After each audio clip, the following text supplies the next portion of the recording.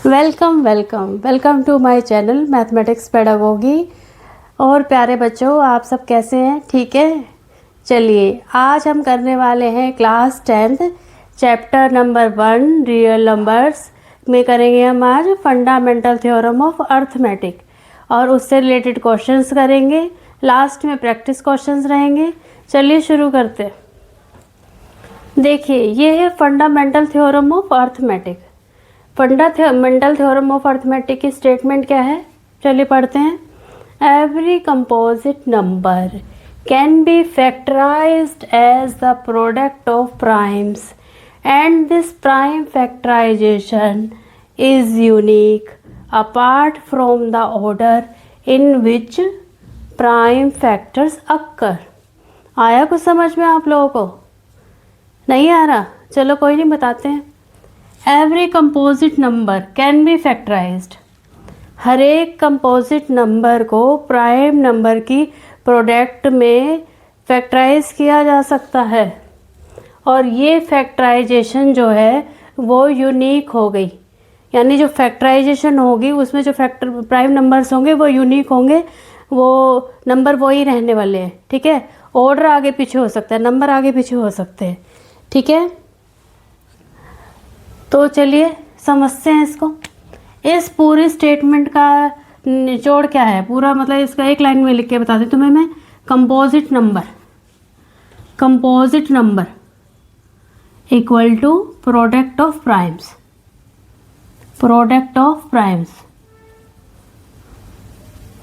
इस पूरी स्टेटमेंट, जितनी लंबी चौड़ी स्टेटमेंट है, इसका ये मतलब है composite number is equal to product of primes. अब अकॉर्डिंग टू फंडामेंटल थ्योरम ये जो प्रोडक्ट ऑफ प्राइम्स है यूनिक रहेगा, ऑर्डर इसका कुछ भी हो सकता है। ठीक है, चलिए इसको एग्जांपल से समझते हैं। और मैंने आपको ये प्राइम नंबर और composite number first introductory video में आपको अच्छे से समझाया है, तो आप उसको वहाँ जाके अच्छे से दोबारा रिवाइज़ कर सकते हैं। अगर आप भूल गए हैं तो दोबारा से रिवाइज़ कर सकते हैं। फिर भी मैं आपको बता देती हूँ, प्राइम नंबर वो नंबर होते हैं जो सिर्फ अपने आप से डिवाइड होते हैं, जैसे 2, 3, 5, 7 अप टू सो ऑन।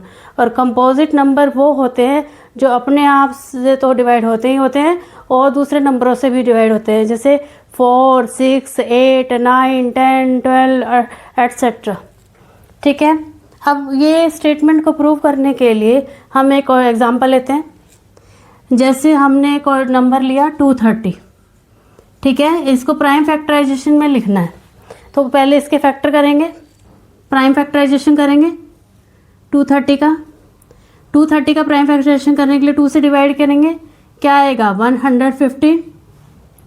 या अब ये देखो 3 से नहीं जा रहा, 5 से जाएगा, तो 5 से डिवाइड करेंगे, आ गया 23। अब 23 देखो आता है किसी के टेबल में? नहीं, किसी के टेबल में नहीं आता।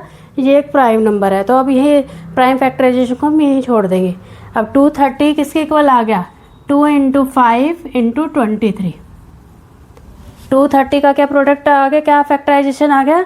2 × 5 × 23। ये 230 का प्राइम फैक्टराइजेशन आ गया। ठीक है, हम 230 क्या हो गया? एक कंपोजिट नंबर है और इसका ये क्या है? Prime factorisation. तो ये कंपोजिट नंबर को हमने प्राइम नंबर्स की प्रोडक्ट में लिख दिया है। अभी देखो 2 2 से डिवाइड होगा, 5 5 से डिवाइड होगा, 23 23 से डिवाइड होगा।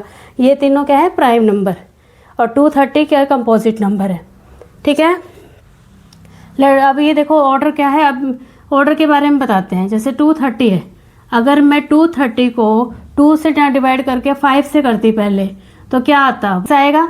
अब इसको 2 से डिवाइड करेंगे तो क्या आएगा? 23। क्या आएगा? 23।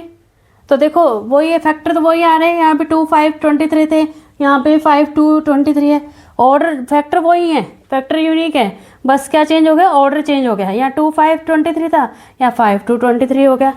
यानी 5 × 2 × 23। फैक्टर वही यूनिक है। देखो 2 5 23 था, इसमें 5 2 23 है। तो अकॉर्डिंग टू फंडामेंटल थ्योरम जो फैक्टराइजेशन होता है ये वो यूनिक होता है, बस ऑर्डर चेंज हो सकता है।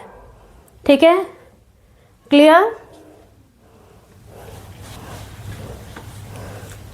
चलो let us take another example. एक नंबर लेते हैं 528। ठीक है, इसको भी हमें प्राइम फैक्टराइजेशन के प्रोडक्ट में लिखना है।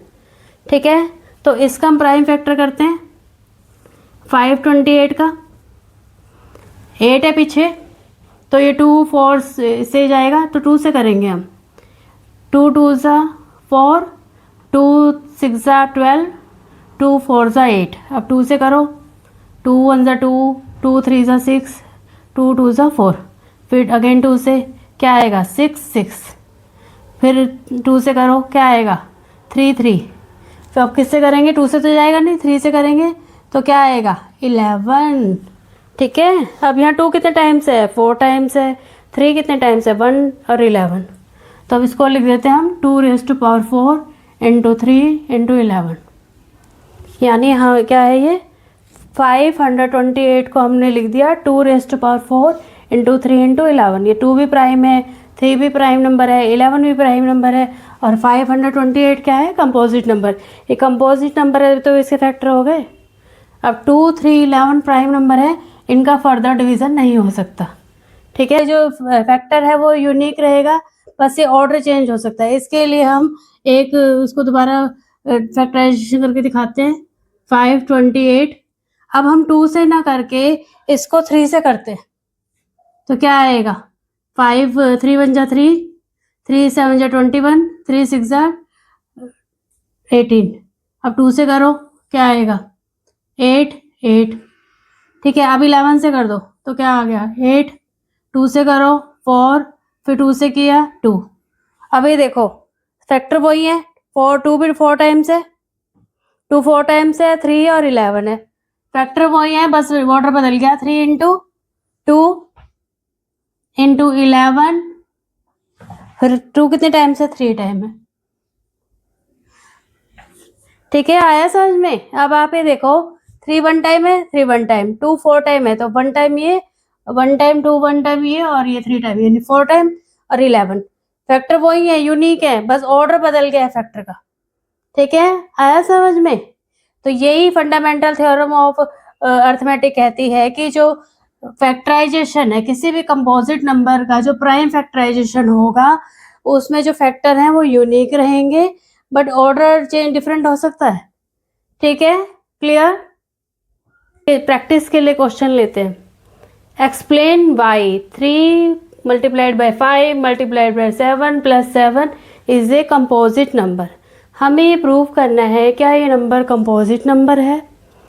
तो इस नंबर को ऐसे देख के तो नहीं पता चल रहा कि कंपोजिट है, क्योंकि इन तीनों को मल्टीप्लाई करने के बाद 7 ऐड करने के बाद हो सकता है प्राइम नंबर आ जाए। तो सिंप्लीफाई करके ही पता चलेगा ये कंपोजिट है क्या। Solution 3 cross 5 cross 7 plus 7, simplify करो। 3 5 ज़ा 15, 15 7 ज़ा 105 प्लस 7 112। ठीक है, अभी देखो पीछे 2 है, तो इसको देख के पता चल रहा है कि ये कंपोजिट नंबर है, प्राइम नंबर तो नहीं है। तो अब इसको कंपोजिट नंबर है तो इसको प्राइम फैक्टराइजेशन की प्रोडक्ट में लिखो। इसके लिए पहले प्राइम फैक्टराइजेशन करो। 2 से डिवाइड करेंगे 5 6, फिर 2 से डिवाइड करेंगे 28, फिर 2 से करेंगे 14, फिर 2 से करेंगे 7। ठीक है, ये आ गया। अब 112 को लिख दो 2⁴ इंटू 7। यहाँ 2 क्या है 4 टाइम्स है। ठीक है, 2 क्या है 4 टाइम्स है, तो 112 क्या है, यहाँ 2 प्राइम है 7 प्राइम है। ठीक है, 200 ये दोनों प्राइम है, तो 112 किसके इक्वल है, प्रोडक्ट ऑफ प्राइम नंबर्स। ठीक है, here 112 is equal to the product of primes 2 and 5, 2 and 7. तो therefore according to fundamental theorem, according to fundamental theorem, fundamental theorem of arithmetic, 112 is a composite number.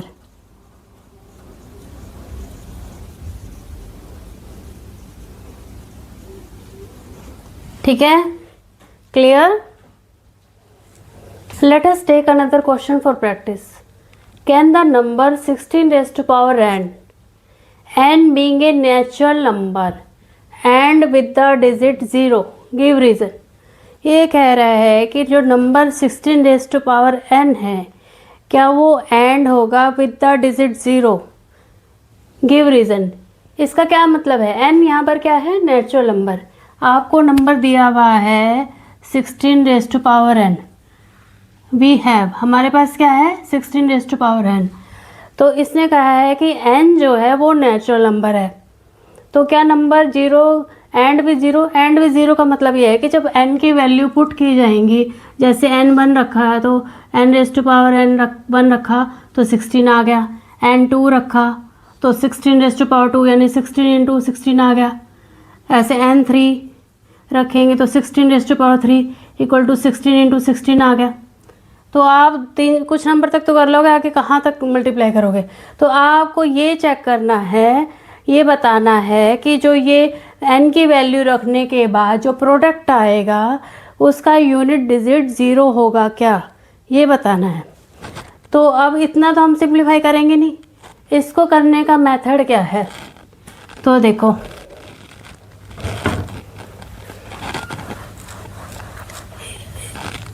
इसको solve करने के लिए हम क्या करेंगे? 16 के फैक्टर करेंगे.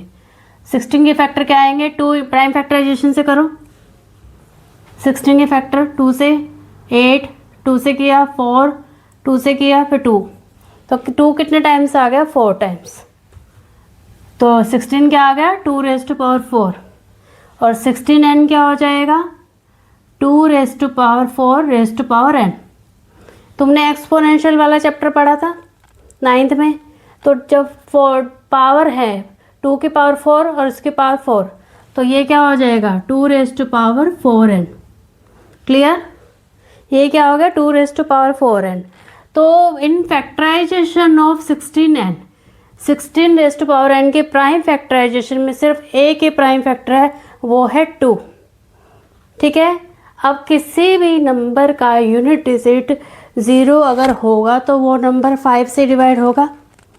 तो किसी नंबर में 0 से एंड होने के, अगर वो 0 से एंड होगा तो वो नंबर 5 से और 2 से डिवाइड होगा. ठीक है. वो नंबर 2 और 5 से डिवाइड होगा. तो इसका मतलब है कि उसके प्राइम फैक्टराइजेशन में 2 और 5 होने चाहिए, तभी वो डिजिट एंड विद 0 होगा. ठीक है. तो हमने इसकी 16n की प्राइम फैक्टराइजेशन की, तो प्राइम फैक्टराइजेशन में सिर्फ 2 है, 5 नहीं है. 5 नहीं है. ठीक है. तो 5 नहीं है, तो इसका मतलब ये and can not end with 0, ये नेवर एंड विद 0, 0 से एंड ही नहीं होगा. क्योंकि by the uniqueness of fundamental theorem of arithmetic, fundamental theorem of arithmetic क्या कहती है कि जो फैक्टर जो आ गया वो यूनिक ही रहेगा. प्राइम फैक्टराइजेशन करने पर फैक्टर चेंज नहीं होंगे और ऑर्डर चेंज हो सकता है बस यहाँ, बट यहाँ पर प्राइम फैक्टर सिर्फ ओनली 2 है. ठीक है. तो हम क्या लिखेंगे इसको, ये हमें लिख के तो बताना पड़ेगा. In prime factorisation of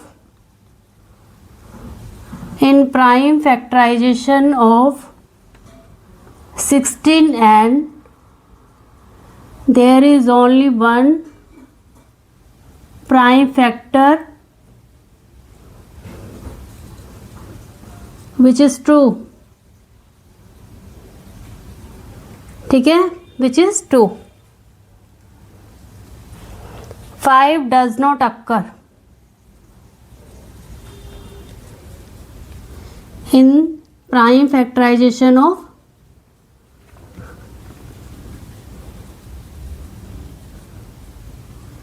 16 raise to power n.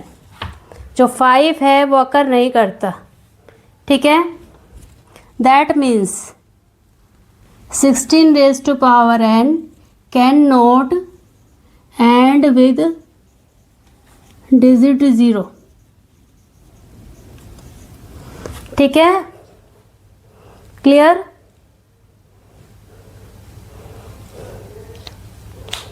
आया समझ में?